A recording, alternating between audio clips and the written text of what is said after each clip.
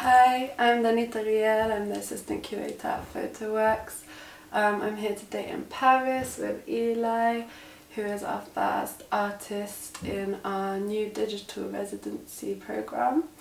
Do you want to introduce yourself? Yes, so my name is Elijah Ndoumbe and I'm a Franco-Cameroonian American artist, working primarily in lens-based work, or that's where I started. We can get into all of that as we move into the conversation, but I also work with food and sound and a lot of cross-collaborative work as well. Amazing. Yeah. Okay, well thank you for being here today, or thank you for having me here today. It's a pleasure. Yeah, so we're just gonna learn a little bit about your practice, where you're at these days, what your hopes are with your practice. So we can start with a little bit about maybe like medium, like you said, like materials. What do I work with? Well, it depends on the project. Okay. But I would say specifically that I specialize in film photography. Okay. And I've been spending a lot of time with my medium format cameras lately, so I do have an affinity. I actually was getting into a debate with a photographer in Cameroon around this who has worked with both, and he was trying to convince me that digital is also very useful. I'm not a digital aficionado, I will say. I'm not a big fan of digital. I think there's a whole debate around digital versus film. For me, there's something around the materiality and the texture of film that's really interesting, and maybe it's a snobbery thing. Possibly, no, I'm kidding. I actually feel the same way. I feel just like an analog person anyway. Like I have an aversion to digital.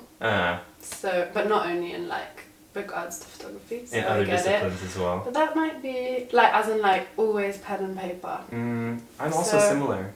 So maybe it's like a affinity. It can be an affinity. Yeah. Yeah. Yeah. I do like to work in the darkroom as well, but like we say in French, c'est pas donné. It's not cheap to work in the darkroom. No, it isn't. And to be honest, my image making practice, a lot of the times, in this last year, it's been a lot on pause because of the resources side of things. Yeah.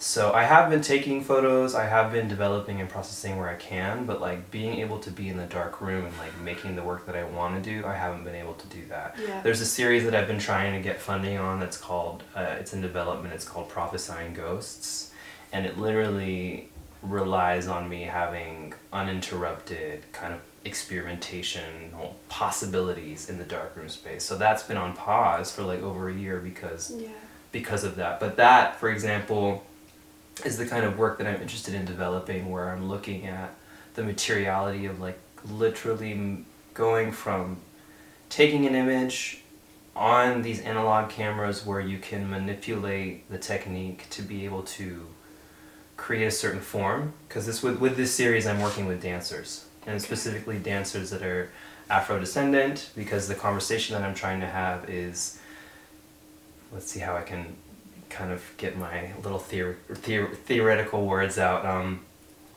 is looking at kind of messing with the history and the context of the photographic medium and the violence that it's been contextualized under through its colonial history and everything, and trying to turn it upside down through the making process, if that makes sense. Yeah, it definitely does. And doing so through movement.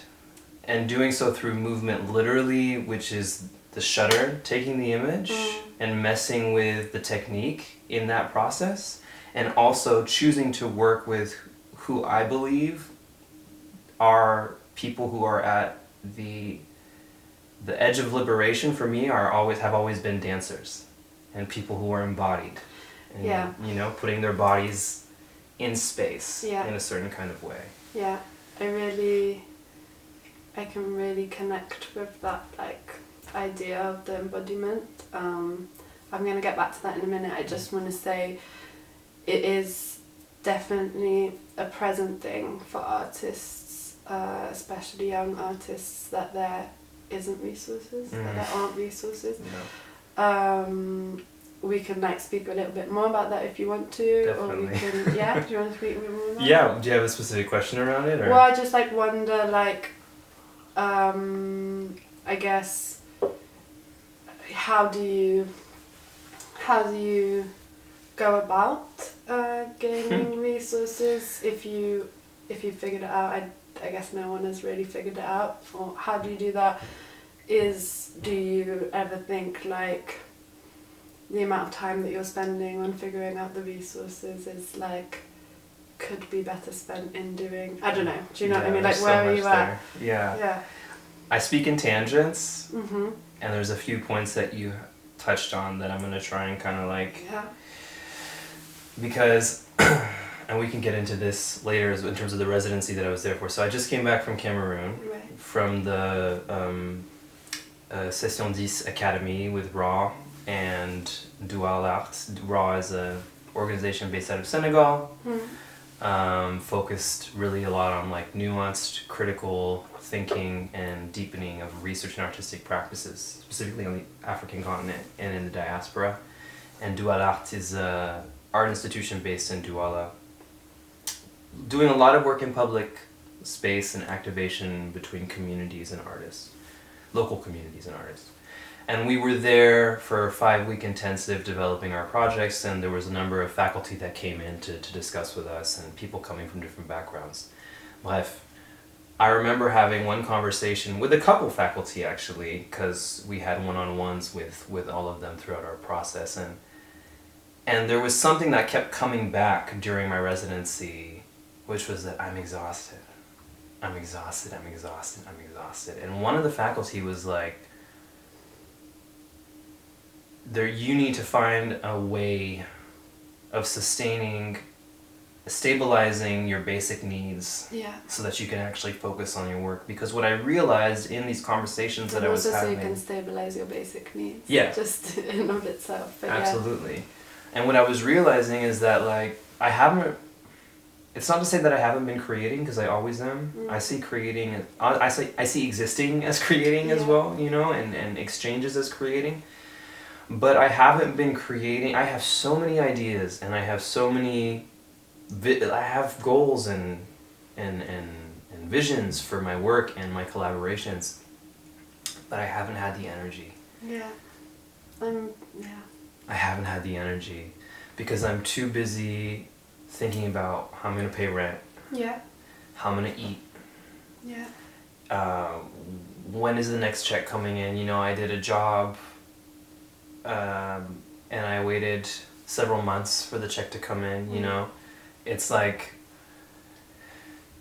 yeah, there's so much I can say on this, because I'm lucky enough that I have a community that support me. And when I say community, I mean people that I've built relationships with over the years. So at least I've come back to France now. I'm between France, the US, and the African continent. I've come back to France, where I was born, to try and set up a little bit more stability, get, you know, access to healthcare, etc. And I've been lucky enough to encounter other artists, a lot of artists of color, a lot of queer artists who are functioning within these like paradigms of nation states that don't really care about our existence, and that understand that we need to support each other. So I've been able to do things like, you know, crash on people's couches and all of that, which is how we support one another, right? In these systems. And I'm also lucky enough to have a family that has been able to support me in the moments where I've really been, you know, unable to support myself. And not to say that that's a given, because it isn't always a given. But to be fully transparent, like, you know, for example, in December, like, I'm going back home for like 2 months to just kind of reset to my family, because I can, and because I also don't know what else I would do. I don't have resources. I don't have the money. I don't know, you know, so Yeah, to answer your question, it's been difficult. It's difficult when you carry debt. I carry student debt and financial debt from creative projects. Yeah. You know, there's a short film that I made in collaboration that came out of 5 years in South Africa, working specifically with transgender and sex working communities in Cape Town, and you know, moving through the process of making that work and distribution. It went to Sundance. It did all these incredible things, but... Which is incredible. Thank you. Congratulations. Thank you. But then also where, you know... What you're left with after the... Yeah. And I want to talk about this because there's this thing that happens where people see accolades. Yeah. And they think that means you've ascended. Yeah. So it's like, okay, Sundance... Okay, BlackRock. Yeah. And I don't mean BlackRock as in the horrible conglomerate that like funds all of the horrors of the world, but I mean BlackRock Senegal, Biennales, whatever. And yet we're sitting here in this interview and I'm talking to you about how I'm still struggling. Yeah, no, and I think it's really, really important to understand that like it is just part of most artists' lives and practices right now. So yeah, I really appreciate you sharing that. We can speak about it forever, and we can speak about why there isn't money in the arts, or there is. It's just where it's going. Yeah. Right. 100%. But yeah, I am like here. Like I really wanna delve more into the parts of you and your practice that you feel like you are managing to maintain and sustain and grow, I guess. If that's okay with you. Like, totally. Let's do it. No, I love what you said before about embodiment, because I feel like we're in a state in the world right now that everything is so disembodied. Like everything is really, like people are detached from one another, people are detached from what they're saying, from what they're doing. So many causes affect that. So I just wanted you to like talk a bit more about that relationship between liberation and embodiment and where that sits for you. Or also like how it goes into your practice more.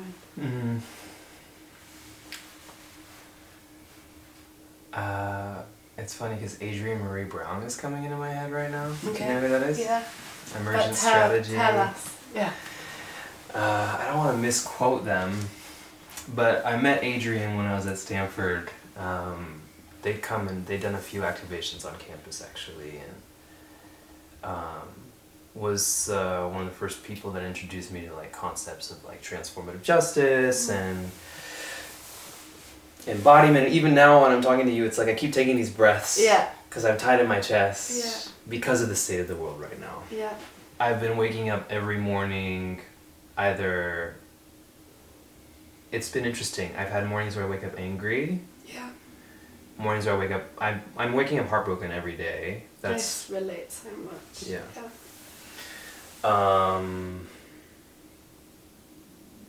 And it's interesting because yesterday I woke up with like a stillness. I can't even explain it to you. I woke up before the sun came out and I just like moved through my day, which just, it's not normal because usually I have a reputation for waking up at like 12, 1 p.m. But the program was intense. We had to be up early. But yeah, since I've been back here, it's like I've something in me. I don't know. So the reason I'm talking about this though is because I was in the stillness of the morning and... A good stillness or... Yeah, that's what you mean. Okay. Yeah, it was quiet, it was dark. And usually I have a morning routine that I usually do every day. You know, it includes like meditation and a little bit of movement, and morning pages. We all know a little bit about that, the artist way. It's so good. It's so good. I haven't gone past chapter 1 though, so. Oh my god. Since COVID, just on that, yeah. Just the morning pages, Yeah. you know? But I bring all of that up to say that, like, I'm still... there's so much to say. I'm figuring out what liberation is. I don't know what it is. Okay, yeah. Because I'm struggling to negotiate how we're all complicit in the systems that we exist in, especially in the West. Yeah. I'm struggling to understand what I can do for a ceasefire in Gaza. Yeah. In being a French citizen, being a US citizen, with the way our governments are choosing to respond.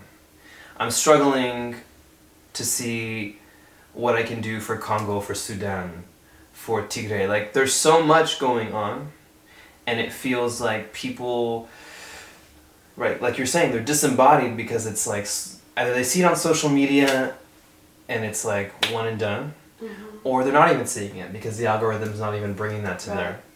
Or there's a dissonance that I've seen in the US where it's like, well, it's far away, it doesn't even, you know. Out of sight, out of mind. Right. Yeah.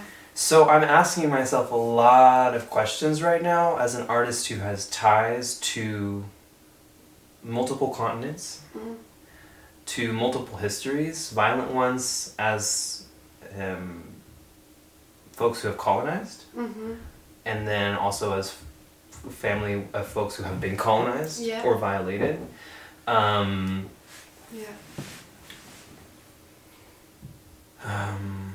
I'm asking myself these questions in my everyday, and I don't know. The answer is I don't know in terms of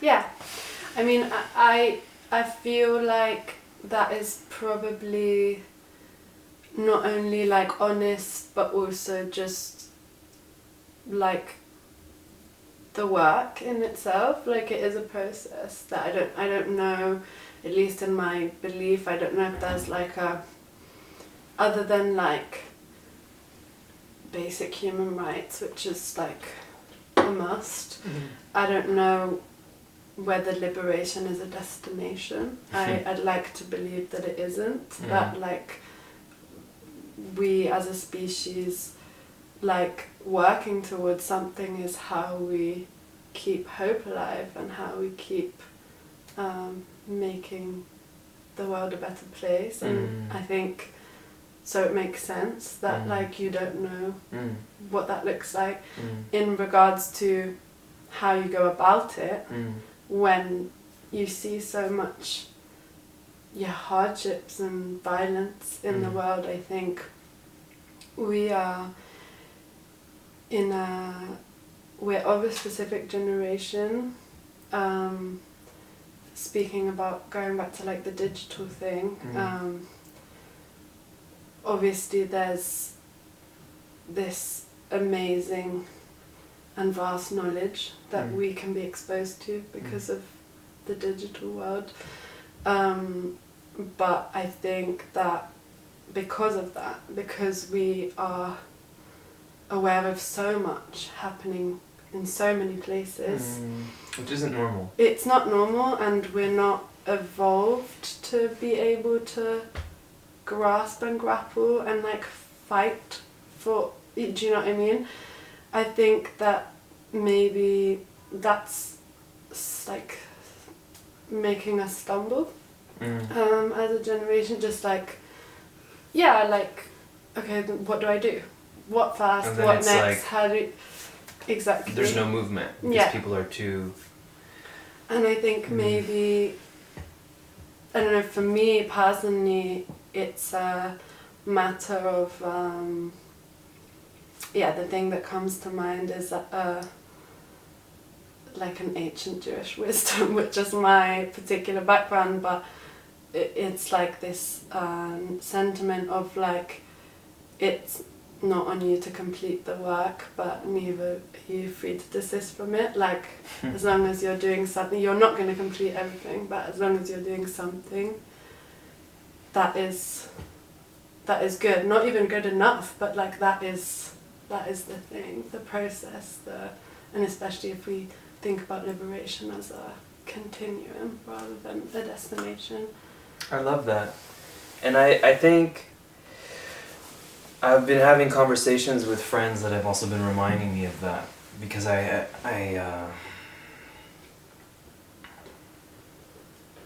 was speaking to a friend who was reminding me, you know, that I mean, even if we were to look back at how I entered into my artistic process, it was through a lens of critically wanting to engage social issues. Yeah. Or at least activate questions around Yeah. the historicities that we've been taught, how they've been shaped, where we're going, you know.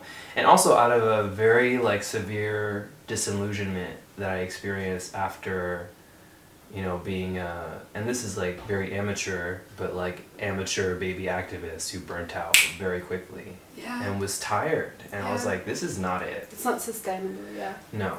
If you do that, you need to have sustainable modes of caring for yourself, which are there, but unless you're living in communities that are radically activating that, which is, it's not to say that it's rare, but it's not the easiest thing to access in the world that we live in. You know, so I turned to art because I felt like artists embodied, at least the artists that I was encountering and meeting, were embodying, a lot of them marginalized as well in their context, were embodying ways of being and relating and activating through their work that I was like, I see something of myself in how this is happening. So back to this thing of liberty. So the reason I brought up the whole morning routine is because I'm like, I'm reminding myself that like, okay, the world has been simmering for a minute. It's been on fire for a minute. Yeah. It's just a question of when that's being revealed to a larger public. Right. Right? And so there are a lot of us who have been engaged in these critical conversations around colonialism, around exploitation, around violence, around genocide, around Islamophobia, around anti-Semitism, racism. It's not new for those of us who've been engaged in these critical thinking processes, right? But it's new for some people, perhaps. Right. And so what I'm reminding myself right now is that also what you're saying is what I can do firstly is take care of myself. Which sounds like a profoundly selfish thing to do also right now in the context of what's happening, right? But that's why I woke up yesterday and I did what I did. Because I was like, I cannot function from a space of anguish and of fear and of anger. And despair, like and I despair. think that's the main thing. Like, what do you do with despair? That is like a brick wall in terms of doing. So you've said a lot of things. First of all, that you started, like that you turned to art because of wanting to address the world, and that the both like methodologically and topically embodiment, liberation are like in your I'm trying to move towards that. Move towards that, right? So what does that look like in your work? And obviously I'm sure that's changing. Yeah, totally. That's literally, you just took what was in my head. You read my mind. Because I was thinking, okay, where did I start? Well, okay, so like my earliest photographic series, which y'all shared on your platform yesterday, which is like my first time kind of delving into, I keep wanting to speak in French in my Argentique. You can, I just don't understand, but you're welcome to. All good. Analog photographic work was my series, Queer Salon, or The Coffee Shop is Queer Salon, which it began because I was taking this queer comparative literature course in college, and I was in the States, in the Bay Area, and I'm trying to remember the exact trigger from that course, but it was something around salon culture. And it was salon culture in the late 1800s, early 1900s in Paris, particularly.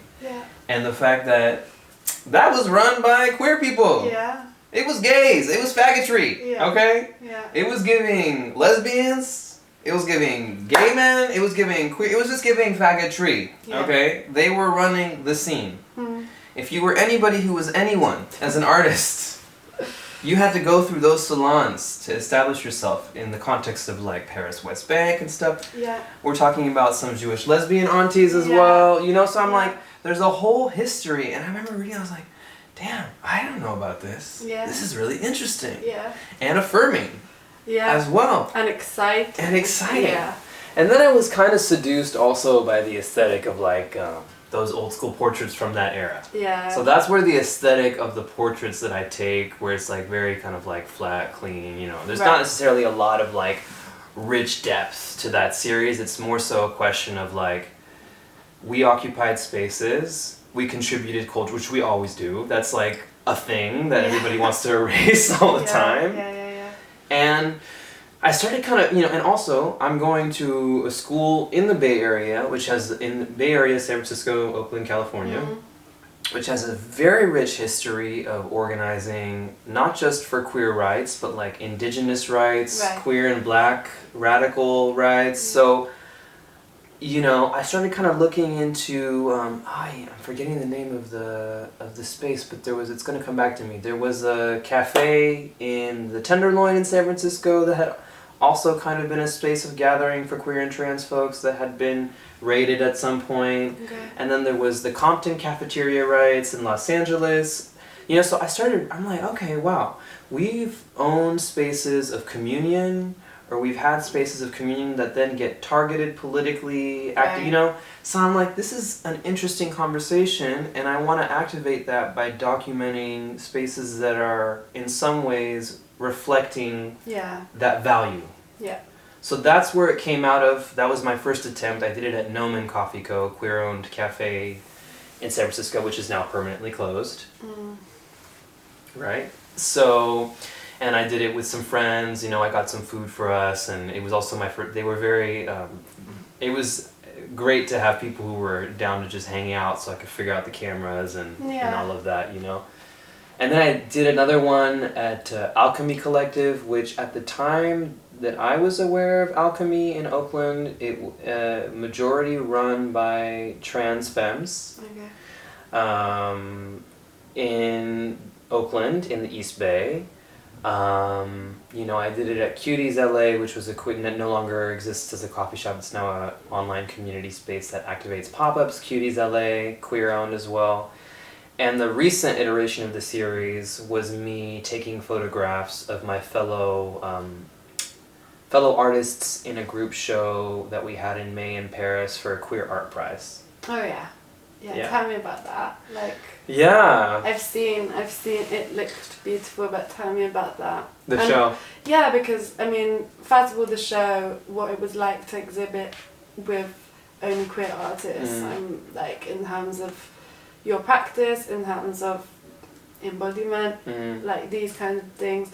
But also I remember you telling me something last time we met about how you decided to split the fund, right? Like, which was in itself like going back to the resource thing, but also like, yeah, community. Yeah, tell me about that. I can't talk too much about this funding split because I think that happened before I got it, because we're the second year. Okay. So I think there was something that happened where it was initially a larger fund for one person in the first year, and then they decided to have it be more equitable. Okay. So that everybody gets a portion. Yeah. And honestly, everybody who's in the show with me, and we're actually having a gallery group show in Paris next month. Amazing. At Galerie Sans Titre in the Marais. What date? Plug it. I want to plug it, but I think the date just changed. Okay, fine. We'll but get there. it's the weekend of the 9th of December. So it's going to be sometime between the 9th and the 11th. Okay. The opening. So just keep that on your radar. Yeah. Yeah. So we have a series of winter shows with galleries in Paris as part of the prize. The same group of people. Exactly. Wow, that's amazing. And it's touring work, or it's different work each time? We have the option of doing different work. Okay. Because the idea is also to allow us to expand our capacities with, challenging ourselves to show different work according to the spaces that we're in, and it's also a great opportunity to kind of also experiment, I guess, exactly. Because Magasins Généraux, which was the initial larger launch show that happened in May, the one that you saw the images from, which was called Try a Little Tenderness. No? Yes, that's what I showed in it. Yeah. Tell us about that. Yeah. Beautiful. Thank title, you. Obviously. That was the largest format that my work's been printed. That was incredible. Shout out to Dahinden Laboratory in Paris. I think they're one of the few in Paris that has that size of a machine for silver gelatin color prints. Wow. Yeah. So what size are we talking? What was the scale? God, I'm so bad with knowing the number, but like we're looking at like the smallest one was like there was one small one that was like this big. Yeah. But I would say, Wow, yeah, that's big. It's big. For that, yeah. And there was like 11 prints. There was one, what's the name when you have it stuck on the wall? The name of that kind of print? What do you mean? Wallpaper? Vinyl. Yeah. Well, no, it was something else. Vinyl? Yeah. But it doesn't matter. The fact is that it was like literally... It was a wallpaper. Yeah, of me, which is kind of great. I was like, wow, I haven't seen myself at that size. So what did you show in Try a Little Tenderness? Like what was it about? Yeah. So Try a Little Tenderness is an ongoing series that is an exploration of transmasculine or non-binary identities of color, right? That's the pitch line, right? For funding. Exactly, actually. How many applications have I done?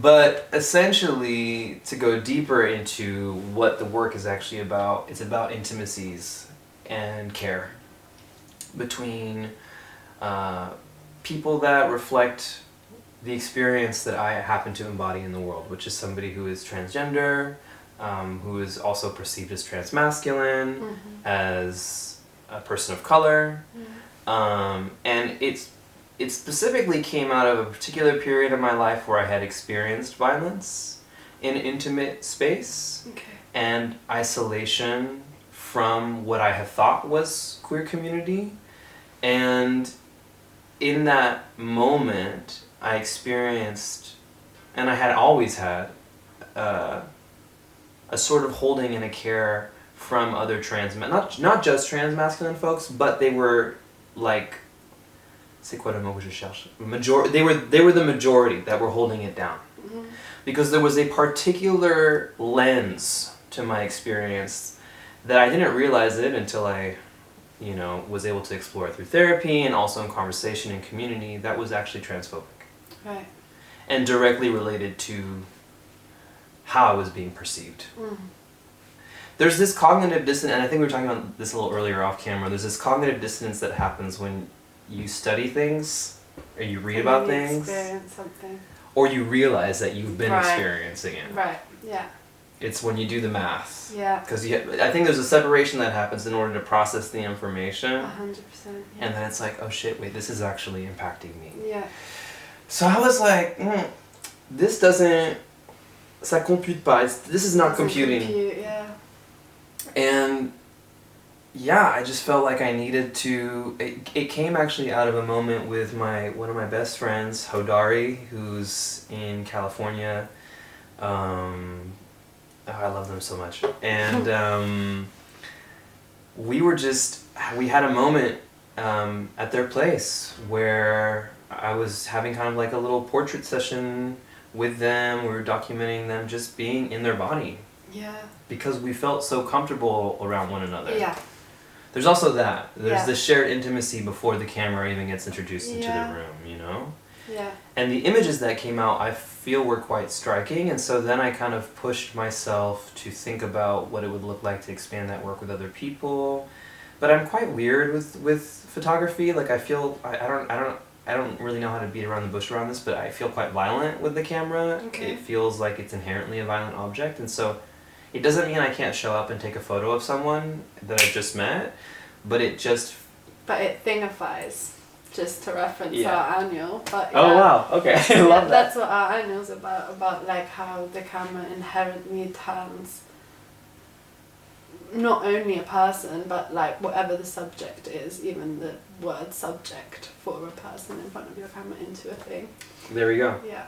So it's like, how do you shift that? I don't know if you can, but I think one of the ways that you can is how you're facilitating the exchange. Yeah. And maybe the agency in the exchange, how Yes. the other person is, how much influence they have in what the experience and the end result is. Exactly. And so I put out a call when I was in Marseille. And so the show in Paris had images of Hodari. Yes, of me. Some of which are self-portraiture, some of which are me in the shots with Hodari. Okay. Because I like the idea of implicating myself as the person who's gazing. Right.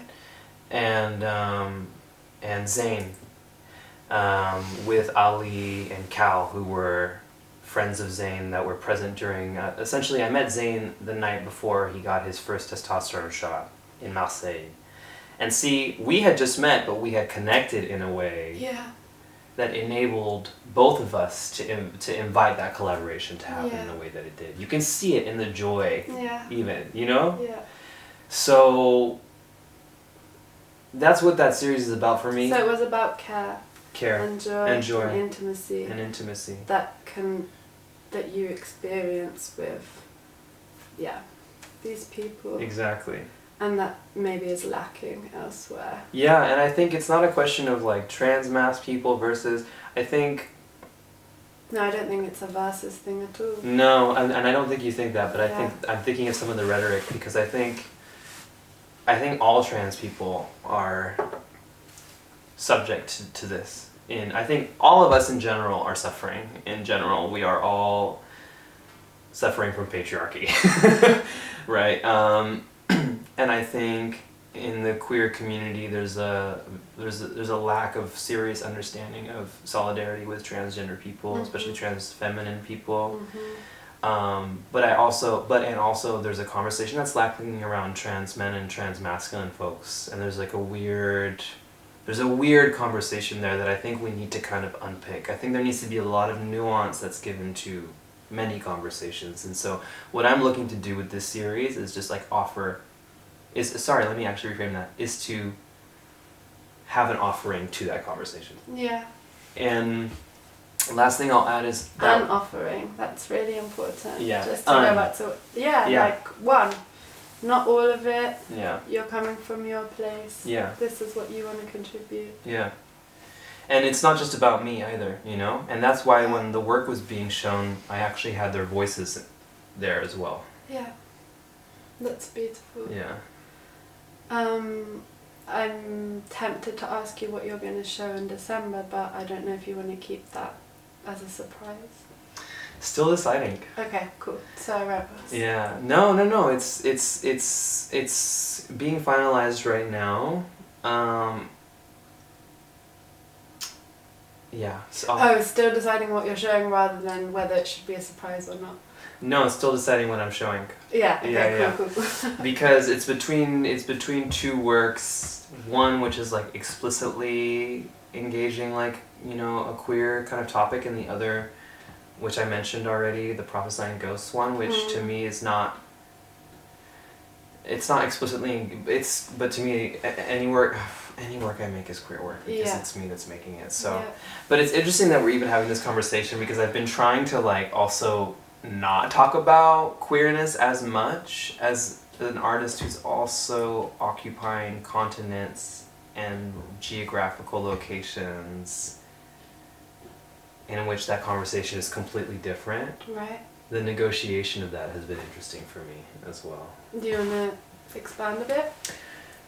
Yeah, I think, so I also work and develop projects in West and Central Africa, where obviously we know queerness exists everywhere.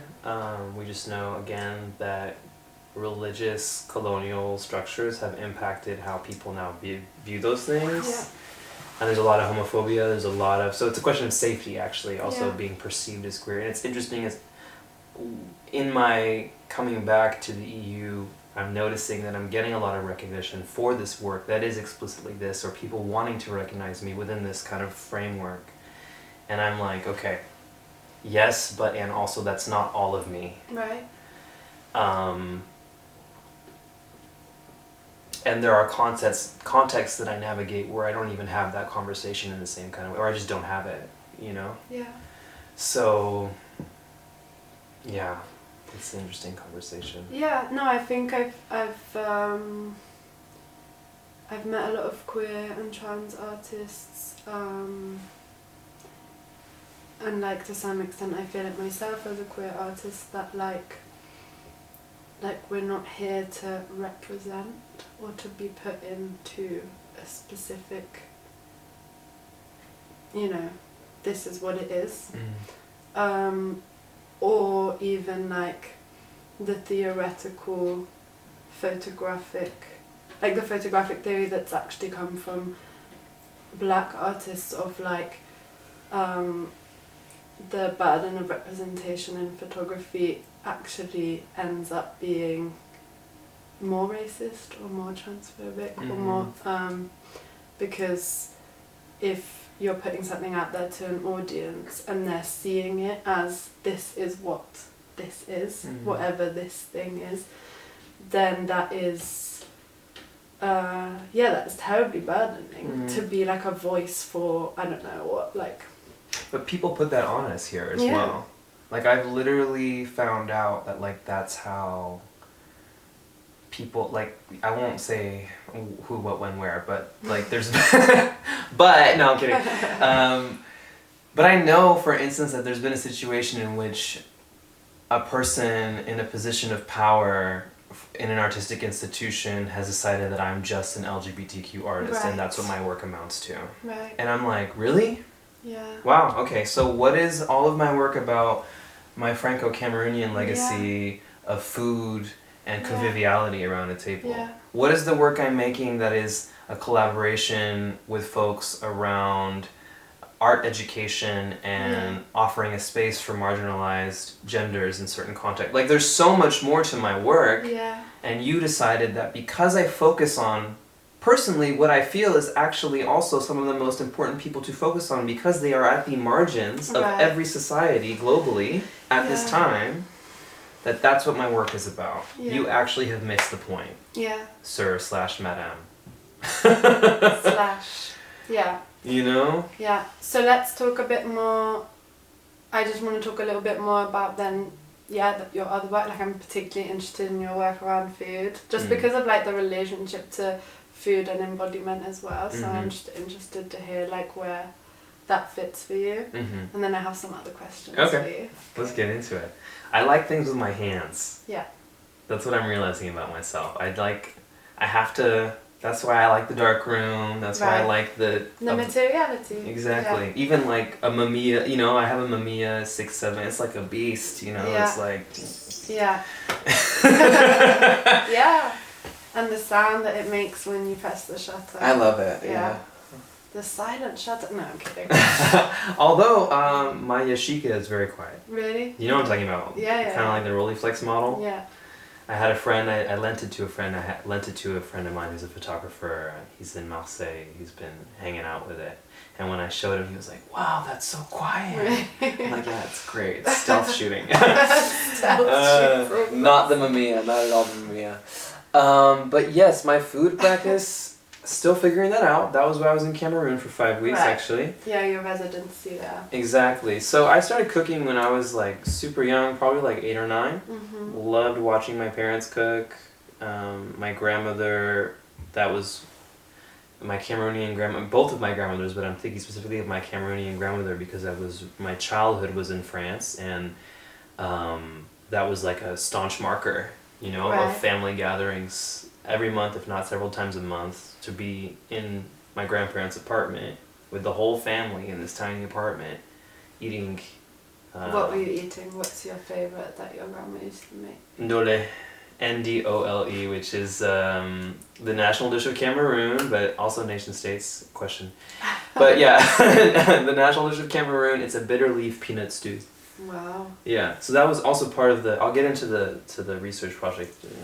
She made a lot of peanut stew. She made other things too, but she made a lot of peanut stew.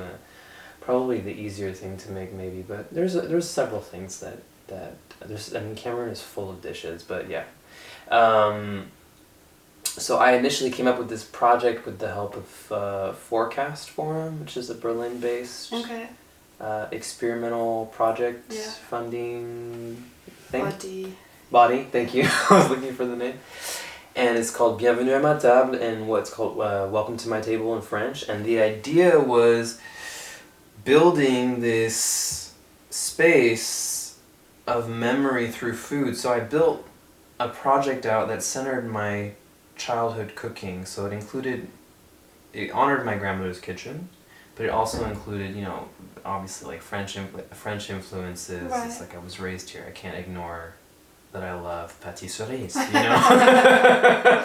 So I had created a whole menu and experience and like mapped out how to make the dish in the context of Cape Town, where I was living at the time in South Africa. Had to go to the Nigerians to get the leaves. The leaves were dry or dehydrated. So then how do I make it? I'm calling my dad. I'm calling my auntie. I have an auntie, a Cameroonian auntie that I meet who's doing my partner's hair at the time in our flat, who I'm like, do you want to taste it? Give me some feedback. All of these became a part of a storytelling narrative that I then constructed into an installation, a short film, a soundscape that I worked with Denise Onen, who's a South African-born Ugandan artist, incredible composer and sound artist. Amazing. She composed a whole soundscape of me in the kitchen, so it created like a whole universe. People who came to eat the food at the night of the activation, they were invited into they had the option of having a private moment in a recording studio to record their responses to the food. So all of these become part of the story of me mapping this memory. Yeah. And it becomes a very interesting constellation. I had worked with a Zimbabwean ice cream maker. I made him the dish. I explained to him the context of it. His name is Tapiwa. The name of his ice cream spot is Tapi Tapi in Cape Town, South Africa. And he works in a lot of mediums, and ice cream is one of his mediums, as a vehicle for conversation around African history through flavor. Yeah. So he has some incredible flavors that he pulls. And I was like, I want you to make a flavor of ice cream out of this dish. Amazing. And then we served that at the installation. That's so fabulous. Yeah. So I was able to do really cool stuff with that. But then, the years that followed, pandemic, that was in the middle of the pandemic. I went through some pretty intense, as I mentioned, personal stuff. Yeah.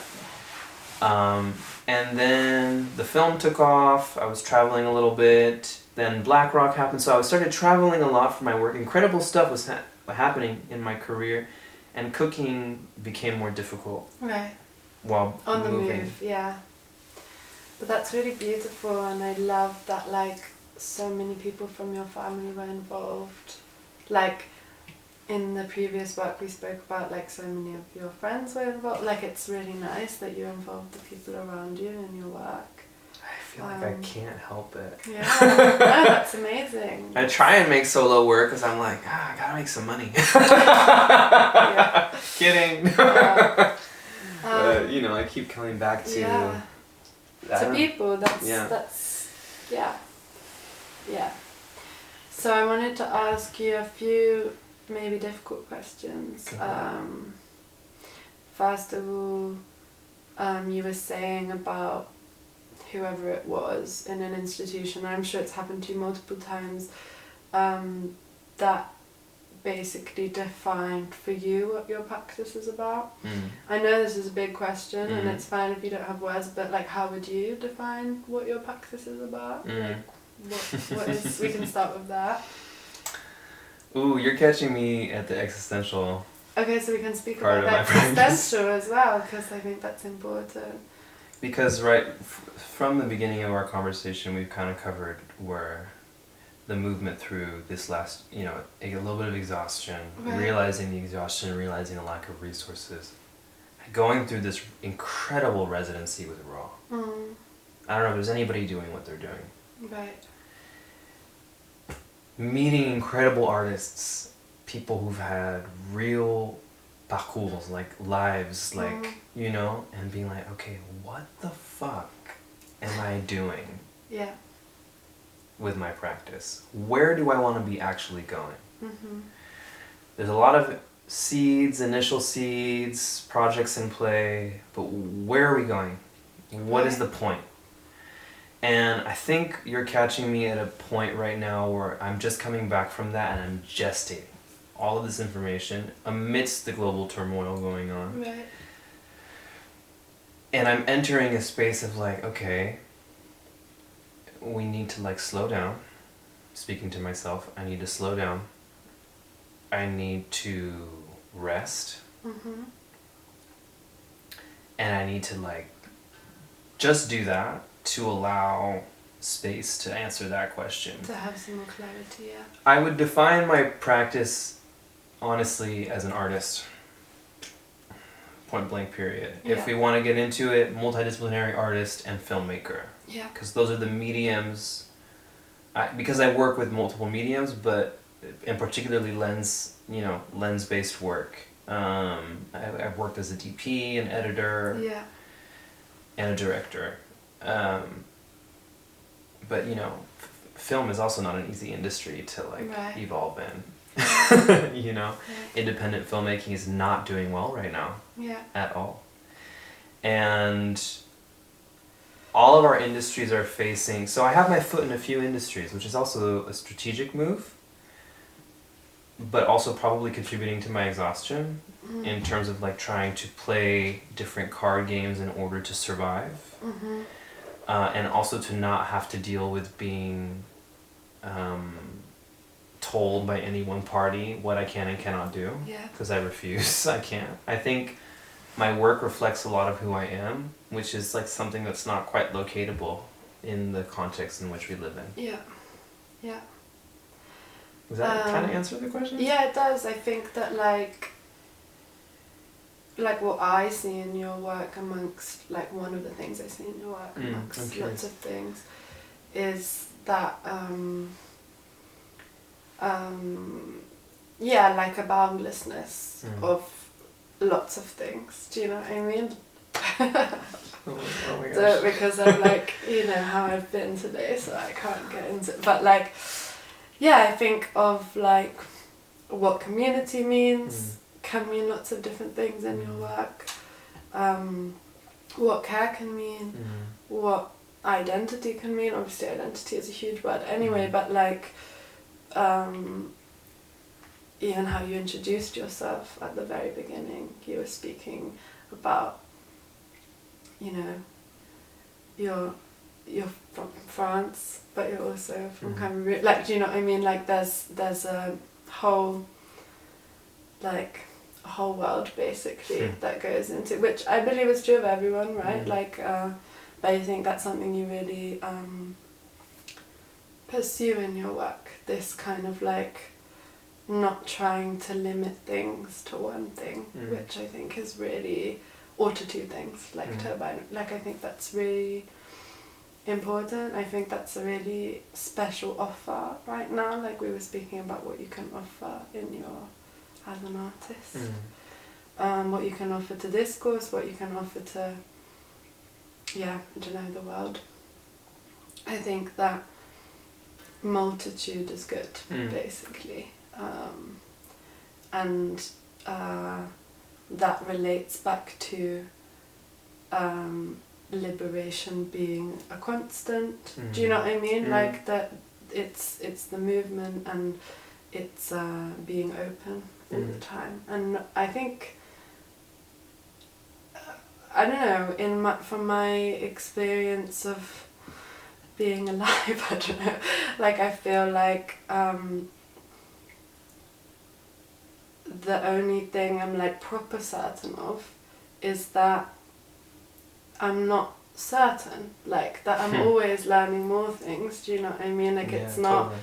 I'm always experiencing more things, I'm always meeting more people that, you know, add to my understanding and then make me realise that I have no understanding. Do you know what I mean? Like it's totally. It's so interesting to hear you verbalize that, because I say that to people all the time. Yeah. Just like the more I know, the less I freaking know. Yeah. And I think that I really see that in your work, like that it's not, there isn't like there isn't the what's the word I'm looking for? There isn't like, it's not stagnant, basically. So even like when the work is wrapped and like that's what it is, that in itself is still, there's space in it. That's what I mean. It has a boundlessness. I appreciate that. That's like, I love that.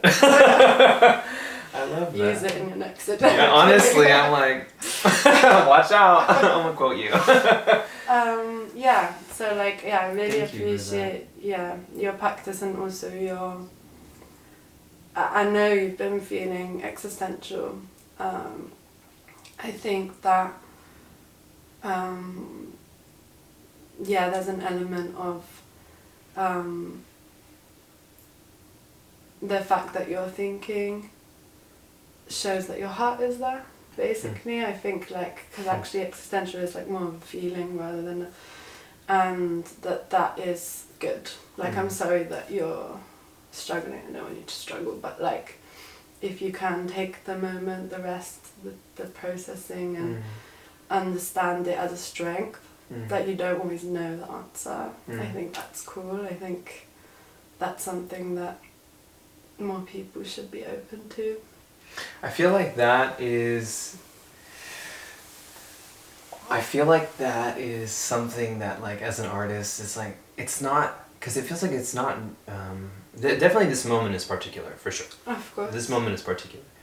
But it doesn't feel like a new space that I've been in. Of course. And it feels like, I'm not surprised, but sometimes I'm like, okay, every time, because it's like you find a little bit of security, you find a little bit of stability, and then it happens again. And I almost feel like, and it shouldn't be, because I do think as artists we deserve to have dignity and stability and support, and we should. Yeah.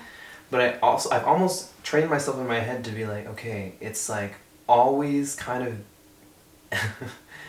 edging with or being on the edge of uncertainty and kind of having to just like let go. Yeah. And be okay with that. Yeah. Because we live in a world that is so wanting to be so certain, at least in the West. Let me contextualize things. So certain all the time. Yeah. And that's impossible. Yeah. I love hearing you talk about my work. I'm like, woo. It's like, please, can you talk about it all the time? And I appreciate it so much because I think that's what I've been also trying to, and that's also, this is triggering some stuff from Cameroon. I was so inspired to meet some of these elders, these artists in Cameroon who were like, F it, you know? I'm an artist, I do this, I do this, I do this. These guys have been around, they've been sculpting, they've been painting. Yeah. Here I am like torturing myself. Experimentation, yeah. Totally, and I'm like torturing myself, telling myself I can't move into this medium. And then I'm just like, because in France, then you need to, you have to, according to the state, choose a specific title of an artist. You have to choose artist photographer, artist this, and it's intense, even in the structures, you know. And I'm like, okay, you know, whatever. Yeah. It's like, I don't see any other option but this boundlessness because I'm constantly evolving also and constantly learning. And also what I wanted to add is that, you know, some of the work that I do, which is in collaboration with people that are extensions of my communities in one way, but also completely external to mine in another, in terms of the fact that we come from different countries, different continents, and I've been humbled, and I've learned a lot in my collaboration. This thing of like learning more to know that has me being like, I don't know anything actually, and so my work has humbled me. Actually, my work with others has humbled me. My practice continues to humble me. Yeah, I don't know. It's but I have to say I feel like I have a very rich life. So That's I'm very beautiful. Yeah. It's beautiful. Yeah. Okay, well I can speak to you forever.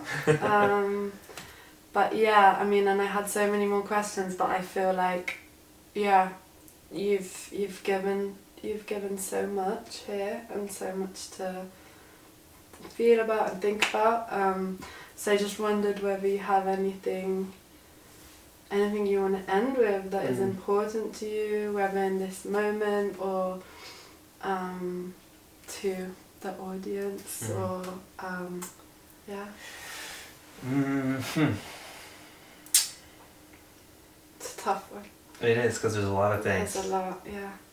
The first thing is a ceasefire now. That's the first thing. And if I'm not being clear, a ceasefire in Gaza. And the second thing is, I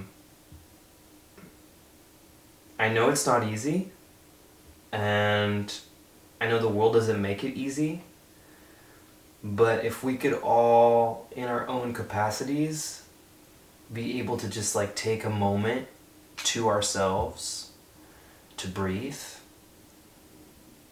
to sit still, and to just listen to our breath, and to just try and connect to our bodies, like in this plane, I just feel like that would do a world of good. Mm-hmm. And I know it's not easy, because some of us have moved through things in our bodies. Yeah. The world doesn't make it easy to connect to our spirit, to our body. Mm. But I feel like that's where we need to be going. We need to be sitting with ourselves a little bit more, you know? So I know it's not very profound, but it's like You don't need to be profound. Yeah. And I feel like... I think it's honest, and that's more important than whether it's... There's nothing new under the sun, you know? No, there's nothing new under the sun. And I say this because... And when I say this, I'm saying it to myself also. Yeah. And when we go back to talking about this thing of a liberatory practice, and to me the practice is in the everyday. It's in how you wake up, it's in how you move through the world, it's in how you make your meal, it's in how you talk to your neighbor, it's in everything. And so that's the artistry of my art is, it's the artistry of my life, actually. It's not whether I make a painting or a photographic work that's going to sell and, you know, whatever. It's like, how do I move through the world every day with intention? And I just hope and wish that for everybody as well, as I try and figure it out myself. Yeah. You know? So a little bit of breath goes a long way. That's nice, all I'll say. I love that. Yeah. Okay. Thank you for Thank this. you. Yeah. Thank you.